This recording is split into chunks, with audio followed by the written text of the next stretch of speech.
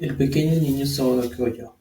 El pequeño sordo asistía a la escuela, al instituto y a la universidad, sin que fuese capaz de oír a sus maestros, excepto cuando le gritaban fuerte, a corta distancia. No asistía a una escuela para sordos. No le permitimos que aprendiese el lenguaje de los sordomudos. Habíamos decidido que viviese una vida normal y mantuvimos esa decisión, aunque nos costó muchas discusiones acaloradas con funcionarios escolares. Cuando estaba en el bachillerato, probó un aparato eléctrico para mejorar la audición, pero no le dio resultado. Durante su última semana en la universidad, sucedió algo que marcó el hito más importante de su vida. En lo que pareció una mera casualidad, entró en posesión de otro aparato eléctrico para oír mejor, que le enviaron para probar. Estuvo indeciso en probar el aparato, debido a su desilusión con otra similar. Finalmente, lo tomó, se lo puso en la cabeza, le conectó las baterías y, sorpresa, como por arte de magia, su deseo de toda la vida de oír normalmente se convirtió en realidad. Por primera vez oía tan bien como cualquier persona con audición normal. Rebosante de alegría con el mundo diferente que acababa de percibir a través de ese aparato auditivo, se precipitó al teléfono, llamó a su madre y oyó su voz a la perfección. Al día siguiente oía con claridad las voces de sus profesores en clase. Por primera vez en su vida. Por primera vez en su vida también, mi hijo podía conversar con la gente, sin necesidad de que le hablaran con voz de trueno. Realmente había entrado en posesión de un mundo distinto. El deseo había comenzado a pagar dividendos, pero la victoria todavía no estaba completa. El muchacho tenía que encontrar todavía una manera definida y práctica de convertir su desventaja en una ventaja equivalente. Ideas que obran milagros. Sin apenas darse cuenta de la importancia de lo que acababa de obtener, pero embriagado con la alegría del descubrimiento de ese mundo de sonidos, escribió una entusiasta carta al fabricante del audífono, relatándole su experiencia. Algo en ella hizo que la compañía la invitase a Nueva York. Cuando llegó, lo llevaron a visitar la fábrica, y mientras hablaba con el ingeniero jefe, contándole de su mundo recién descubierto, una corazonada, una idea o una inspiración, llámesela como se quiera, destelló en su cerebro. Era ese impulso del pensamiento que convertía su dificultad en una ventaja, destinada a pagar dividendos en dinero y en felicidad por millares durante todo el tiempo venidero. El resumen y el núcleo de ese impulso de pensamiento era así. Se le ocurrió que él podría ser de gran ayuda para los millones de sordos que viven sin el beneficio de audífonos, si pudiera encontrar una manera de relatarles la historia de su transformado mundo.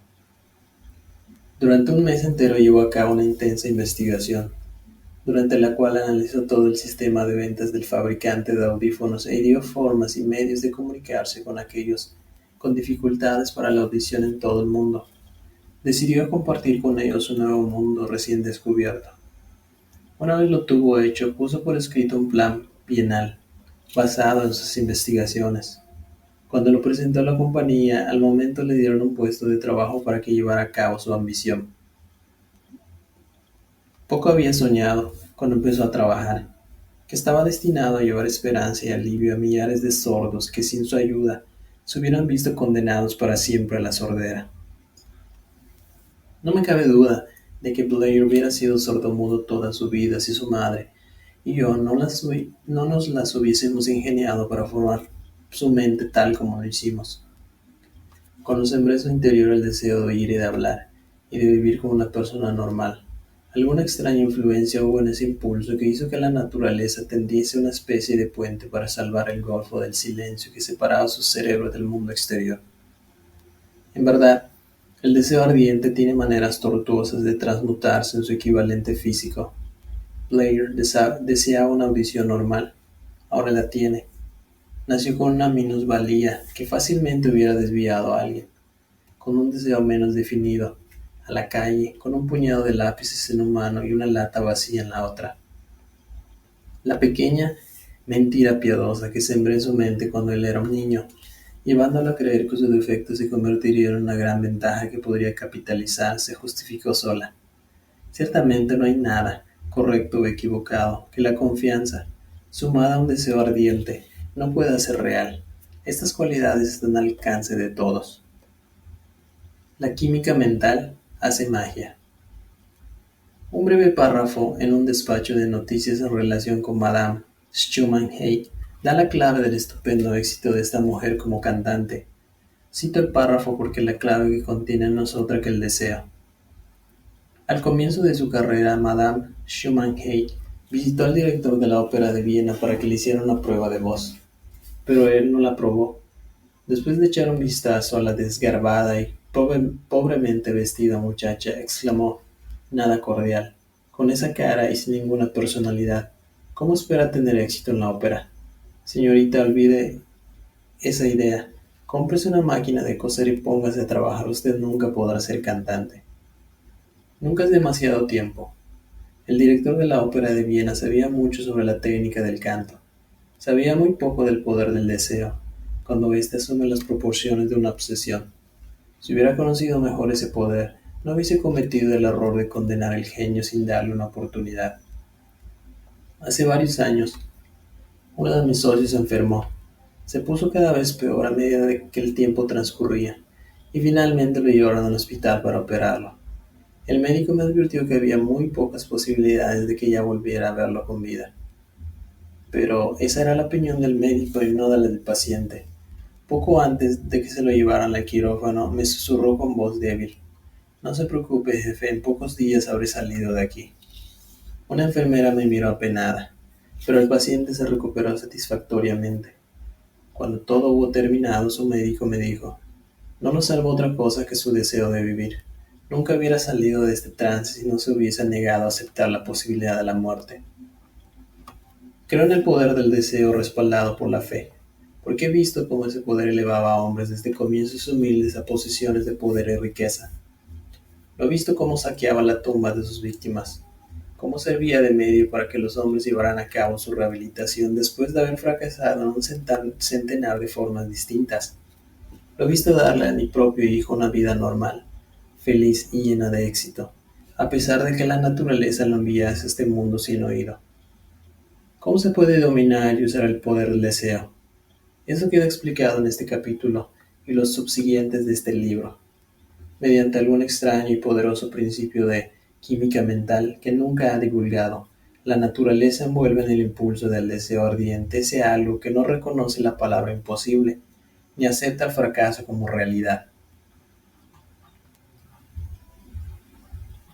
No hay limitaciones para la mente excepto las que aceptamos. Tanto la pobreza y la riqueza son vástagos del pensamiento. Capítulo 3. La fe. Visualización y creencia en la consecución del deseo. El segundo paso hacia la riqueza. La fe es el elemento químico primordial de la mente. Cuando la fe se mezcla con el pensamiento, el subconsciente capta la vibración, la traduce en su equivalente espiritual y la transmite a la inteligencia universal, como en el caso de la plegaria. Las emociones de la fe, el amor y el sexo son las más poderosas entre las principales emociones positivas.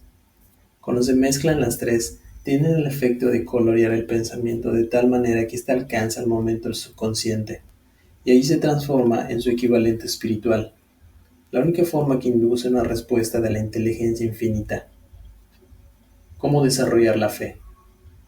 Tenemos un planteamiento que le ayudará a comprender mejor la importancia que el principio de autosugestión asume en la transmutación del deseo en su equivalente físico monetario. La fe es un estado mental que se puede inducir o crear con la afirmación o con las repetidas instrucciones al subconsciente, a través del principio de autosugestión.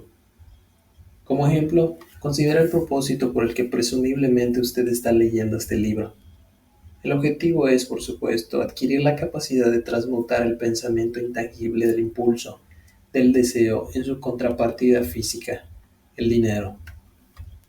Al llevar a cabo las instrucciones descritas en los capítulos sobre la autosugestión y el subconsciente, resumidas en el capítulo de la autosugestión, usted puede convencer al subconsciente de que cree que recibirá lo que está pidiendo, y ello actuará en esa creencia, que su subconsciente le devolverá en forma de fe, acompañada de planes precisos para procurar eso que usted desea.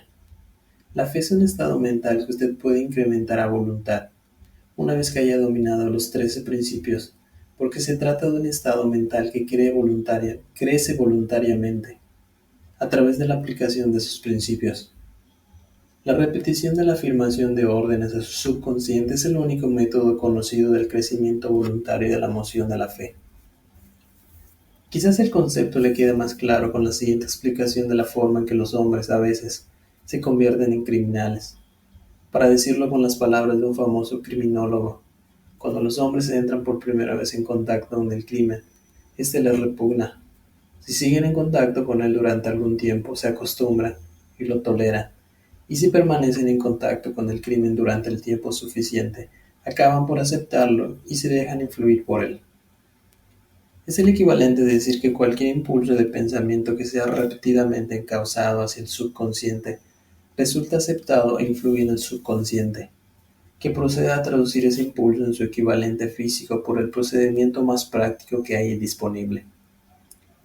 En relación con esto, vuelvo a considerar la proposición de que todos los pensamientos que han sido emocionalizados, cargados emocionalmente y mezclados con la fe empiezan inmediatamente a traducirse en su equivalente física o en su contrapartida.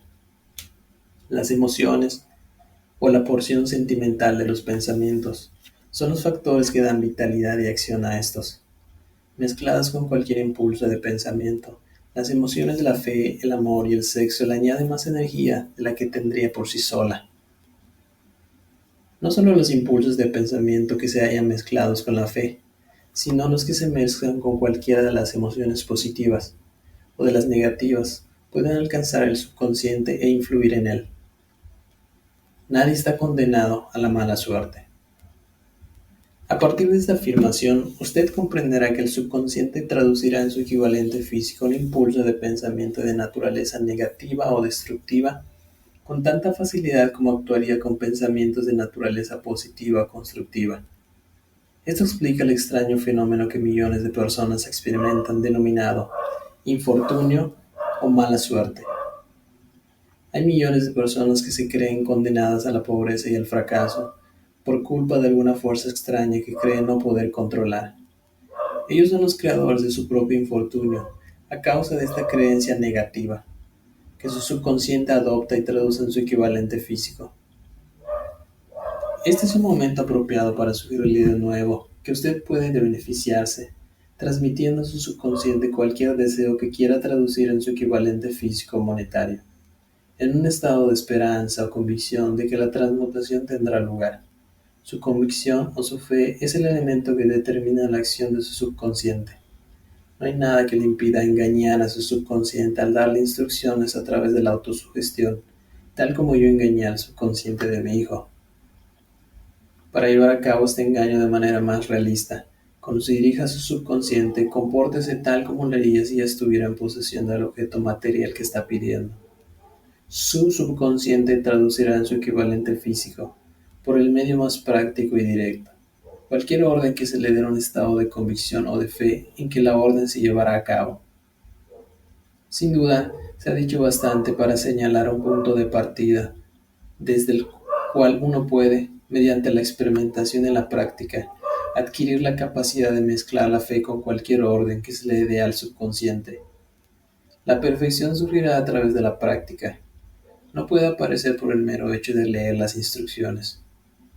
Es esencial para usted que estimule sus emociones positivas como fuerzas dominantes de su mente y quite importancia y elimine las emociones negativas.